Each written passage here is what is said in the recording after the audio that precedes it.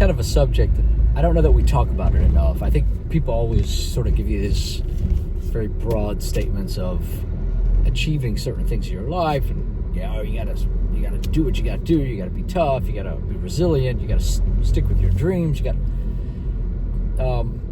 But we don't really talk about time horizons. What does it really take?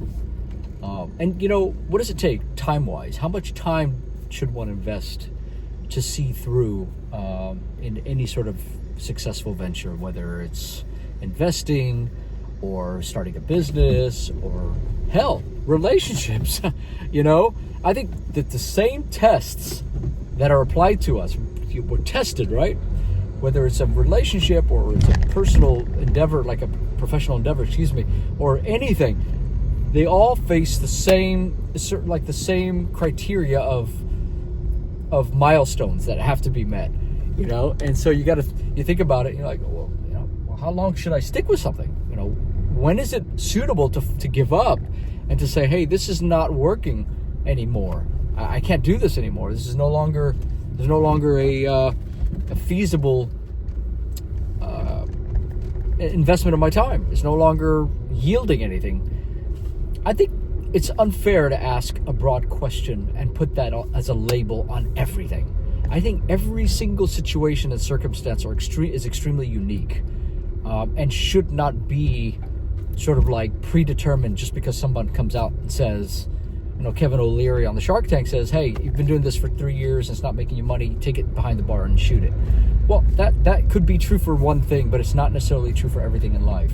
And so I think what happens, though, is we go and do something, whether it's an investment in crypto or it's launching a new business or anything that we thought we were really excited about, and it doesn't go well. And in 6 months or 12 months or 18 months or 2 years or 3 years or 4 years, we bail. We shut the door on it and say, it didn't work, right? And then I learned this in network marketing. Are you sure it didn't work or you didn't work, right? There's a huge difference between the two. I think it's important to make that distinction. And so I think in order to really come up with the right formula for your situation, there are certain questions you have to ask yourself, and you have to be extremely candid. I think the first question is, do I truly love this thing? Do I have a passion for it? And so to the point where the money is second nature. It's not what I'm chasing, right? I do these videos not because I'm chasing money from any sponsorships or anything. I do it because I feel like I love talking to people. I like to share things. I like to share my experiences. Whether they're valid for every person or not, that's irrelevant. Of course, my circumstances and my approach in life are different and may not be suitable for everyone. But you have to have a strong passion. Let's get back to it, right? It has to be really a driving force, because if you don't have enough steam in your tank to get you through the doubtful times, you're not going to stick with it. I think that's very important. Number two is your life financially hinging upon you being successful in this venture? In other words, are you banking so hard on this thing where it's stressing you up so much that you no longer even enjoy it? And so it's not that you can't have a financial attachment to something. The question is whether or not it's your livelihood. So for example, I have a couple of kids. I have a family. And if I'm trying to support my family, but I'm worried in the back of my mind, my conscious and subconscious are worried about whether or not this is going to pay bills, probably a good idea not to drop your day job just yet to pursue your passion. It probably just doesn't make a whole lot of sense to do that, just simply from the fact that why would you jeopardize your family's livelihood? And it's putting so much stress on you that you can't enjoy your side hustle to the point where you can actually start making money on it. You just can't do that. So are you attaching a financial objective to the early stages of this business or this venture or this investment that you're making? And if so, you should be questioning that, certainly, whether or not it's suitable to be sort of your primary focus. Thirdly, have you established realistic goals, right? Did you come out of the gate and say, in 3 months, I'm going to be doing X, Y, and Z? Boom, right? That you set that goal, financial goal, right? Or did you say, in 3 months, I'm going to have 60 videos uploaded to YouTube, or I'm going to have dollar cost averaged into crypto for $100 a day for 6 straight months? Those are achievable goals, right? But if you came and you said, I'm going to make $1 million in crypto in 6 months, of course you're going to be disappointed. Again, what are your expectations? Or if you're opening a website or starting some sort of merchant service business, you're selling merchandise online or whatever, you're starting a new fashion line, clothing line.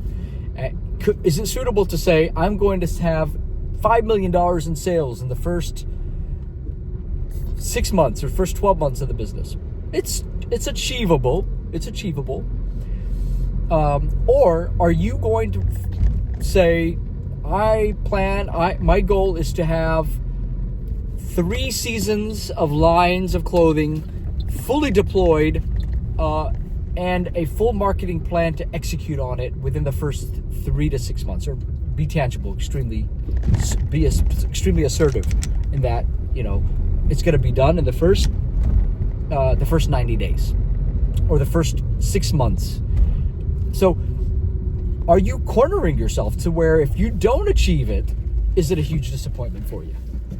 Or are there things that are outside of your control, right? Like how much revenue you potentially could generate, where if you put such a hard cap on it, you might not achieve it and you become disappointed. Or you just say, I missed my target, no big deal, I'm just going to aim again. I'm going to aim again. Again, questions you should be asking yourself. Versus saying, I know I can control how many lines of merchandise I can release in 6 months. I have a say in that. I have sort of control over that aspect of the business, far more than I have access or control over how much revenue I generate. That's still very speculative, especially if you just started in business and you don't have a year-over-year sample to compare to. So anyways, these are sort of like 3 areas I want you to give some thought to when you're asking yourselves or you're doubting yourself in what you're doing, and you feel like, as sort of that maverick, if you're trying to build a legacy for yourself, you can't build legacies on short-term dreams. You got to really be thinking long-term. How can you establish these things if you're not long-term focused? But to get long-term focused, you also have to be short-term realistic, and set manageable, measurable goals that you have control over, and that also helps you get control over your emotions. So lots of things to think about there. And would love your comments. Please hit the like if you found this valuable, and share this video with other people if you think others might be able to sort of pull a few nuggets out of each of these. And by the way, just want to leave you the one tip. Anytime you watch a video, whether it's this video or any others, always take 1 or 2 things from each thing, put them down on paper, and turn them into realistic goals. I find that to be extremely helpful. Otherwise, this is just information. You want data points. Data is what drives success. You have to take information and turn it into something meaningful and usable. Take 2 pieces of information from everything that you consume and turn it to something actionable, and you'll find that things start to progress in your favor.